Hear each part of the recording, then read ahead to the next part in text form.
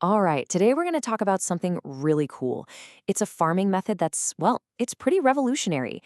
It's called syntropic agriculture, and it's all about working with nature instead of fighting it. And honestly, this is an idea that could totally change how we grow our food and maybe even how we look at the world. I mean, listen to this. Can a farm create its own soil, its own fertilizer? What about its own rain? It sounds kind of like magic, right? But what if it wasn't? What if a farm could do more than just sustain itself? What if it could actually create abundance and heal the entire ecosystem around it? Well, that's the big promise we're diving into. Okay, so before we get into how this all works, we need to talk about the problem. Why is this idea such a game changer? The thing is, for all the food we produce, a lot of modern farming is basically in a constant fight with nature. And that fight, it's slowly wearing down the very land we need to survive. And this slide really gets to the heart of the difference. Think about it. Conventional farming looks at an empty field, and the first question is, okay, what do I need to add? More fertilizer, more pesticides, more water. But that stuff can really hurt the soil in the long run. Syntropic agriculture, on the other hand, looks at that same field and asks a totally different question. What can I grow here to make this system complete? The whole goal is to build a farm that takes care of itself, creating its own fertility from the inside out. So that leads us to the big idea, the solution. It's about learning to work with, well, with nature's own operating system. Yeah, that's a good way to put it. Instead of trying to force the land to do what we want, we can just align ourselves with the same forces that have been building incredible ecosystems for, millions of years. So what is this thing really? Syntropic agriculture, at its core, it's a way of farming that basically copies a forest. It was all pioneered by this amazing guy, a Swiss farmer named Ernst Gotsch. And its secret sauce, it's all about harnessing this natural process called succession.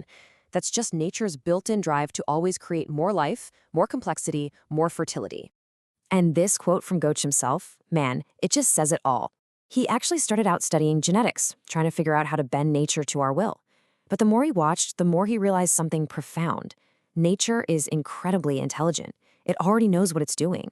Our job isn't to be the boss, it's to be a partner. Okay, so here's a huge shift in thinking. You have to stop seeing the farm as just a bunch of separate plants. Instead, think of the whole thing as one single giant living organism, a macroorganism. And it's got three main parts that are all connected. You've got the soil food web, all that invisible stuff underground. Then you have all the creatures, the bugs and animals, and of course the plants you can see. They're all part of the same team. So let's go underground first, because that's where the real magic is happening. You've got fungi creating these insane microscopic networks called mycelium that literally connect everything. Get this, they can make a plant's root system up to 7 times bigger. It's like a superhighway for nutrients and water. So the fungi are basically the farm's delivery service and its immune system, all in one. And it doesn't stop there. You also have something called rhizobacteria. The best way to think of them is like a personal security team for the plant roots. They form this protective shield, like a little force field that keeps all the bad stuff out. But they're also like tiny little chefs, unlocking nutrients in the soil that the plants couldn't get to on their own. Okay, so the philosophy makes sense, right? Treat the whole farm like one big living thing. But how do you, actually do that? How does it work in the real world? Well, it all comes down to mastering 2 simple things: space and time. Yep, the entire strategy is just about cramming as much life as physically possible into one area. And the way you do that is by organizing everything super intelligently in both space and time. So let's look at space first. This principle is called stratification. It's pretty simple, really. You just copy a forest. You've got different layers of plants, right? The super tall trees that love the sun are at the very top. Then you have a high canopy layer below them, then a medium layer, and then a low layer of plants that are cool with being in the shade. When you plant like this, you can pack a crazy amount of different plants into the same spot, and they all just work together instead of fighting for sunlight. Okay, so that's space. The other piece of the puzzle is time. This is called succession. Basically, the farm is designed to grow and change over the years, just like a natural ecosystem. You start with what they call the placenta stage. And this is a huge mental leap, because this means what we normally call weeds are actually super important.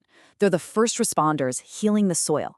Then they create the perfect conditions for the next wave, the secondary stage with fruit trees. And those guys prepare the way for the final climax stage, which is a full-on forest. See? Each stage sets up the next one. And Here is where it gets absolutely nuts. If you just leave a patch of bare dirt alone, it can take nature hundreds of years, like 250, 350 years, to turn it into a mature forest. But with these syntropic techniques, with smart planting and pruning, you can fast forward that whole process. You can get to a mature, productive system in as little as 20 years. That's just incredible. Now, I know what you might be thinking. This all sounds great in theory, but does it really work? Well, let's take a look at the real-world proof. Let's go to where it all started. So back in the mid-'80s, Ernst Gokech decided to take on a pretty impossible challenge. He bought this huge piece of land in Brazil, 1,200 acres, and it was a mess. It had been totally deforested, the soil was basically dead, and everyone, said it was completely unfarmable. Okay, get ready for this. Just look at this picture. On the left, that's what he started with in 1984, a wasteland. And on the right, that's the same piece of land today. He didn't just create a farm, he literally grew a rainforest, a 1,200-acre rainforest with a super productive cacao farm right in the middle of it. And the amount of food this place produces is just staggering. We're talking reports of up to 40 tons of food per hectare. Now, to give you some context, a really good conventional farm might get, 11 to 15 tons? And remember, he did this with no chemical fertilizers, no pesticides, nothing. But this is the part that just blows my mind. What he did was so powerful, it actually changed the local weather. The rainfall in the area literally increased. And get this, there were 17 streams on his land that were bone dry when he got there. Today, they all flow with water all year round. The farm literally started making its own rain. So what are we supposed to take away from all this? I mean, the implications here are huge. This isn't just about sustainable farming anymore. This is something else entirely. It's about regeneration. Here's the key. This is a system that actually gets better and healthier over time.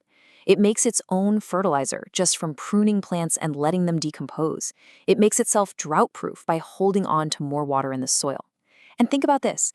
Every time you harvest something, the land gets more fertile, not less. It's a completely self-sufficient system that just creates abundance. And this is maybe the most powerful idea of all.